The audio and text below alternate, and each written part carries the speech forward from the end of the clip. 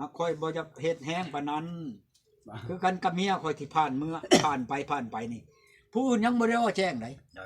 เมียผู้จุดถ่ายเนาะเมียผู้นี่ว่าครับจนไม่เท่าโลดบ่แม่นรอเมียได้นี่ไม่เท่าคอว่า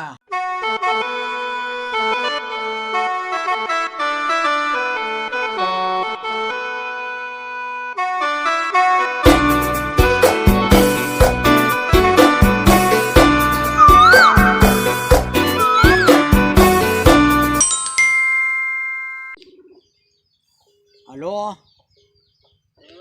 อยู่ได้ใช้ได้นี่นะ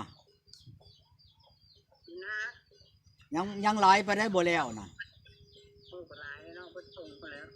โอ้น่าหลายดีเนาะอันผัวกับมันไถมาคาดให้อยู่บ่แต่ละมื้อน่ะวันนี้มาเนาะอันแต่ว่าบามือมาแล้วเนาะเฮ้ยของว่าผัวทหารกับบามือมาแล้วว่าวันอาทิตย์วันเช้านี่ก็ชี้อาบน้ำอาบน้ำทารู้เลยเนาะโอ้ยจะอ่อนเลยเนาะเฉพาะจังหวะขาวปันหยวกปันอันนั้นเนาะปันนวลผายเนาะโอ้ยอยากเห็นได้เนาะมาขออันเครื่องในมันใหญ่ชับนี่ออกมาบ้านผักในชายล้านหนึ่งเอาออกมากินอันน้ำตลาดนี่แหละเฮ้ยชายล้านหนึ่งเจ้าวะมาบอกเอาคือว่าวางหันว่ามีเวลาว่างชิไปดอกว่ะยังไม่ได้ว่างจักเที่ยเถื่อบ่เดี๋ยวนี้เจ็บตีนเอาเป็นยังบ่ให้ผัวไปฮะไปเอาไปห้องหมอเฮ้ยไปใช้ยามันก็เช้าไว้เลยบอก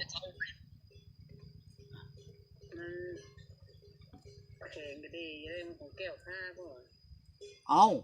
แก้วข้ากับแพทย์เขาก็กวดบังดอกมันยังข้าก็ดีฮะไปเจ็บบ่นั่นก็เป็นบ่โอ้ยอยากอันผัวกันอยากรักษาแต่บอลเดียวหันบ่เจ็บตีนเจ็บมือบ่รักษาไปบ่เฮ้ย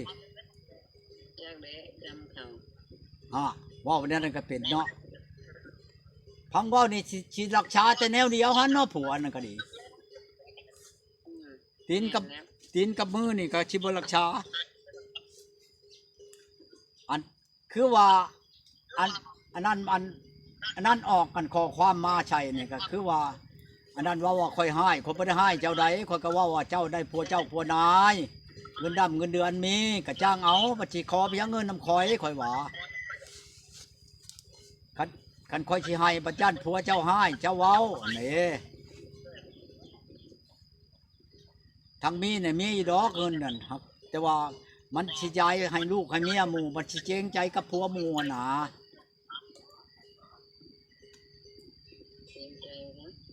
เอาเกรงใจไหนกับเกรงใจผัวหมู่นั่นแหละเนาะคันบ่มีผัวใครละบอกเป็นผู้แช่ผู้เชาแนวจะให้ก็ให้ในแล้วเฮ้ยเอาอยู่ค่ายพุ่นเอาเงินไปให้อยู่พี่เขาชิบจักบ่เอาคันบ่บอกก็ออกมาได้ไหมบ้านผักดิจะให้ลูกหลานหนึ่งฮะฮะเจ็บตีนก็เชี่ยวโลดไปช้อนเอาดอก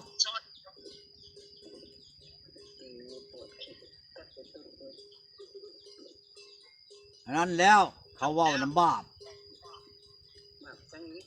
เอาบาปมันบ่หลายไปได้เขามาจดประวัติเมื่อนั้นหลายไปได้ขดองนั่น50 ล้านบ่ครับอีกกิโลหนึ่งฮะเอาคือว่าคำกิโลหนึ่งว่า5 ตัวอย่างนี้เขาว่าบ้านเจ้าว่านะ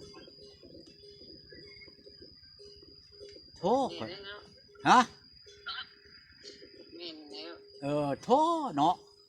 บึงคอหักเลยเด้อคำแกนคอน่ะเด้อคำเป็นโลน่ะชาย้อนได้เฮ้ย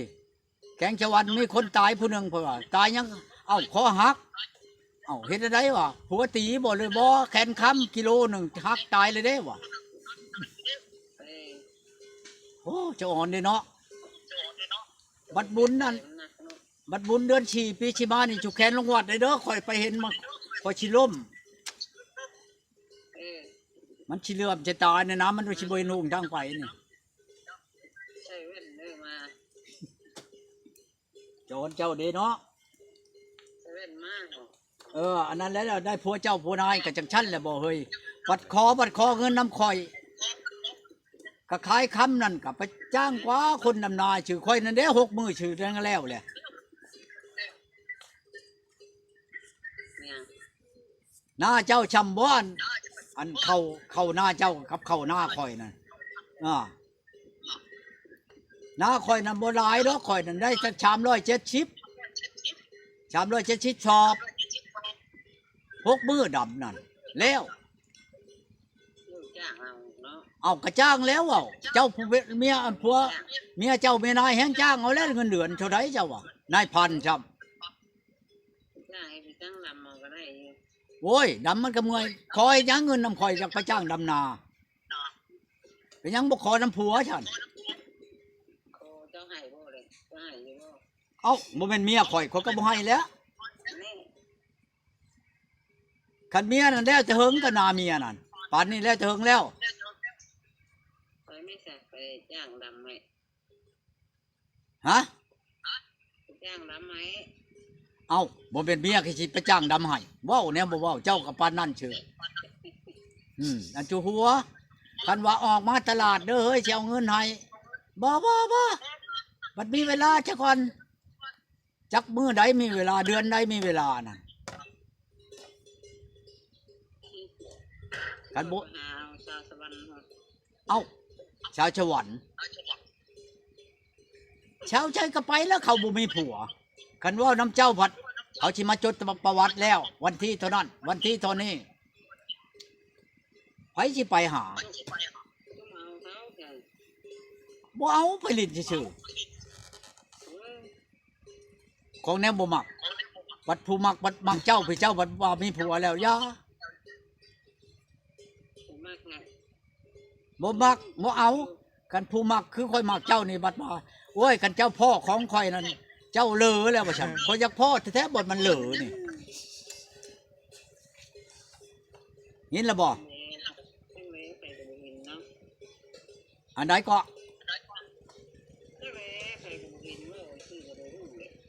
เอาผู้บ่ฮู้บ่ค่อยจังบ่แม่นว่าวันอันนั้นดอกบ่แม่นว่านี่สิควันเขาดอกค่อยบ่มักเลยค่อยบ่เอาคันผู้ค่อยมักคือเจ้านั่นเท่าใดก็สิแต่งคือเจ้าว่า30 ล้านมื้อนั้น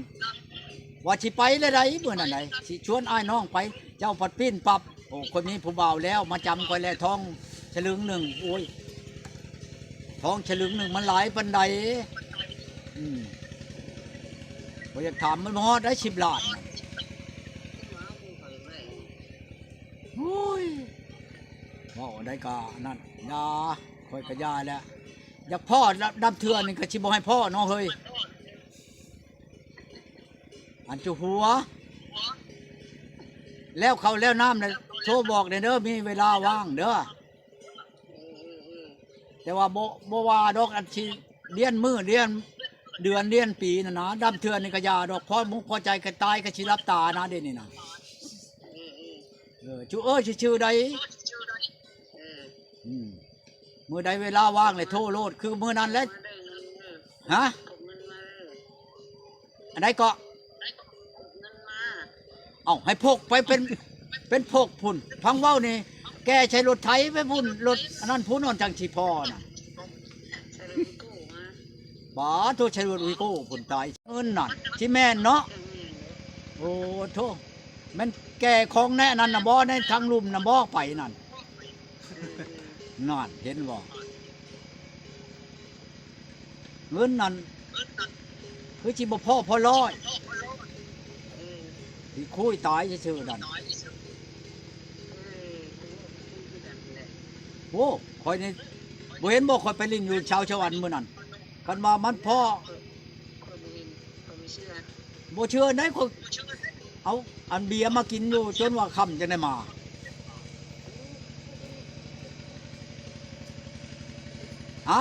มีเวลาว่างโทรหาเด้อเห็นบ่คอยกันยังพอนะ แม่เท่าคอแต่ยังไม่ทันเอาเราเป็นไง บ่เอาแล้วนี่ เอาแล้วว่าไม่เท่าคอ เอาแล้วนี่ คอยังได้เฮือน มัน ดี เห็น ว่ะ แล้วมันเห็นข่อยนี่ อ๋อ เมียเนี่ยเมื่อชนูจนเป็นเท่าพังนี่คอยอยู่น้ำบ่ได้ อ๋อ เมียนั่นเว่าบ่ได้น้ำหยัง อ๋อ ดูน้ำบ่ได้ชังคม โอ้ ชังคมแก่ เราบอกแม่แล้วฮะ บอกแม่แล้วขอบ่นี่ขอน้ำข่อยนั่นโอ้ย โดย ลูกเจ้าก็เฮ็ดหุ่นแห้งกระเดียกกระดอว่าฉันนะ โดย ข่อยสิขอน้ำเจ้า แม่เท่าจนบ่อายข่อยนี่ขึ้นบ่ทันแล้วข่อยขอน้ำลูกนั่นเช่าเถื่อแรงเถื่อใช่ไปข่อยว่าโอ้ยได้อยู่แม่มันหักมันยังอดบ่ได้อยู่ข่อยขอฉานซะ อ๋อ แรงช่องเช่าหนึ่งซะ บอกไปสิ ได้แม่เท่าว่าได้ จำได้เนาะ บัดเมียข่อยเอาไอ้แม่นี่ชับบ่ล่ะ เอ้า ไอ้แม่นี่ไปนอนนำเจ้าข่อยนำ ผ บ่ ม ได้ มีฮันบอกฮะ เมีย เอา น่ะ อย่า บ่ได้เว้านี่เขานั่งเว้ากันอยู่เนาะเมียว่าเอาไอ้แม่นี่ชับบ่เอาแม่ก็เอาข่อยว่าฉันเอามาบ่ทั้งแม่เจ้าทั้งเจ้าน่ะมา จะว่านานเลย เอาก็ว่าได้หั่นแล้ว อ๋อ เอามาแม่เฒ่านี่กับเจ้านี่มาบ่แลงก็สินอนนำแม่เฒ่า อ๋อ ก็สิเอาแม่เฒ่านี่จักสิหาเทื่อโอ้เราทนได้มื้อเช้าก็สิเอาเจ้าว่ะข่อยสิบ่ให้ขาดจักคนหรอกว่ะ โอ้ยเขาชูเจ้าบ่ได้ล่ะขอยาข่อยสิขอน้ำเจ้า แม่เฒ่าจนบ่อายข่อยนี่ขึ้นบ่ทันแล้วข่อยขอน้ำลูกนั่นเช่าเถื่อแรงเถื่อใช่ไปข่อยว่าโอ้ยได้อยู่แม่มันหักมันยังอดบ่ได้อยู่ข่อยขอฉานซะ อ๋อ แรงช่องเช่าหนึ่งซะ บอกไปสิ ได้แม่เฒ่าว่าได้ จำได้เนาะ บัดเมียข่อยเอาไอ้แม่นี่ชับบ่ล่ะ เอ้า ไอ้แม่นี่ไปนอนนํเจ้าข่อยนำ ผ บ่ ม ได้ มีฮันบอกฮะ เมีย เอาอย่า บ่ได้เว้านี่เขานั่งเว้ากันอยู่เนาะเมียว่าเอาไอ้แม่นี่ชับบ่เอาแม่ก็เอาข่อยว่าฉันเอามาบ่ทั้งแม่เจ้าทั้งเจ้าน่ะมา จะว่านานเลย เอาก็ว่าได้หั่นแล้ว อ๋อ เอามาคันอยู่ผู้เดียวข่อยหิวแต่เมียบ่มีเมีย ยังขาดแต่เมียวะเด้อ คันห้องกินนี่โอ้โห บ่เคยขาดบ่ เคยสิกินสิเว้าอำหอมไปหยังบ่แม่นว่าโอ้ย จะได้บ่เจอมียังได้มาตอนพ่อใหญ่มื้อนี้แต่ละคนนี่ต้องมีนะของต แต่ อน ละ พ่อ ค ให น ญ่ นี่บ่ได้ นี่ ขาด บ่ได้มีหยังมากมายมื้อนี้นะ นี่ต้องมี เห็นบ่นี่ ยังบ่มียังก็ต้องมีบัตรเติมเงิน เอาใบเดียว2ใบ นี่ เอาได้ เห็นบ่นี่ แต่ละช่องใบ เบิ่งเอานี่ บัตรเติมเงิน บัตรอีกบัตรเติมเงิน แต่ละคนเนาะ สิเว้าในหลายชั้นเบิ่งเอานี่ห้องกินอีกหั่นดิมาแต่ละคนได้นี่ได้ แหม่ บัตรนั่นโอ้ย ผมว่า ที่แต่ข่อยบ่มีโทรศัพท์หลาย ผมว่าสิเอา มีแต่ บัตร ชาม เนาะ หน่วย 3เครื่อง นี่มื้อนี้น่ะเห็นบ่นี่จักใบแล้วนี่อ โอ้ อกมานี่ ถ้าแบ่งกันจะไปบ่ได้บ่ตุ เออ อยากได้นำอยู่ได้เดี๋ยวนี้ได้คือลายแท้บัตรนี่นะ แต่ละคนมานี่ผู้ช้องนี่มันจักใบแล้วนี่ เป็น สิบ แสน ใบ เลย ใบ ได้อยู่ เลย หั่น นี่ น่ะ แสนกว่าเลยนี่ โดย อ้าวหมู่เจ้าได้บ่ข่อยอยากถามมึงว่าโอ้ยถือว่าหลาย อ เท่า ยู่บ่อนเดียวกับบัตรเติมเงินมามีบ่ได้ใหญ่ บ่แม่นว่าข่อยนี่สิไปทุกข์ยากได้เด้ออันนี้เด้อ บ่ได้คาดแบบนี้เนาะ บ่ได้ขาดจักเทื่อนายน้องเอ้ย FC บ่ได้ เอ้ยจังว่า FC ฮอบประเทศ คัน ลาว ได้ เนาะ เมียมานั่นนี่คือกันแม่งแข้งมันชื่อชาวพันธุ์นี่ ก็มันนี่ได้พ่อใหญ่แซ่บเลยนะ มัน กิน เห็นบ่ แซ่บเลย ผู้ นะ ชื่อมันนี่ว่า ลูกมันมีตัวอ้วนๆแซ่บเลย โอ้ นะกิ ย น จังซี่แล้วจังว่าลูกหลาน แจวเนาะคักไป เขาชื่อ แจ้ ชาว ได้ พัน นี่ ธุ์ ไหน ชื่อชาวพันธุ์เอามาให้พ่อใหญ่ แม่นตุแม่น แจวแล้ว คัก